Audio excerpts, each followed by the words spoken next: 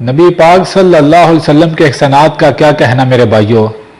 اپنی امت کو یہ بھی بتایا کہ کون سی عبادت کرنی ہے، اور ساتھ یہ بھی بتا دیا کہ کائنات کے رب کو کون کون سی عبادتیں سب سے زیادہ پسند ہیں۔ ایک روایت جو مسند احمد اور ترمذی کی ہے، پہلے نبی کریم صلی اللہ علیہ وسلم نے فرمایا، لوگو تم جانتے ہو کائنات کے رب کے نزدیک سب سے افضل ترین، سب سے پیاری عبادت کون سی ہے؟ فرمایا، لوگو اللہ کے نزدیک سب سے پسندیدہ ترین عبادت دعا ہے۔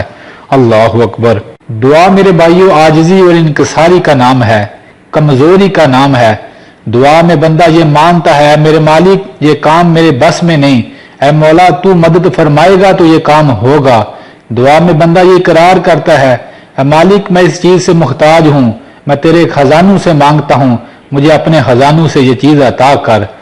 ایک اور حدیث میں فرمایا، لوگو دعا تمام عبادتوں کا نچوڑ ہے، اور دعا ایسی عبادت ہے میرے بھائیوں، آپ چلتے پھرتے، سفر کرتے، گاڑی چلاتے، کام کرتے، آپ کسی بھی وقت اللہ سے دعا مانگ سکتے ہیں۔ یہ ایسی بہترین عبادت ہے۔ کیسے ہو سکتا ہے میرے بھائیوں؟ بندہ وہ عمل کرے جو رب کو سب سے پسندیدہ ہے، اور رب اس کے غموں اور دکھوں کو دور نہ کرے۔ میرے بھائیوں ایک بات ہمیشہ یاد رکھنا، دعا دل کے دکھڑے کا نام ہے، دعا اپنے دل کے حال سنانے کا نام ہے۔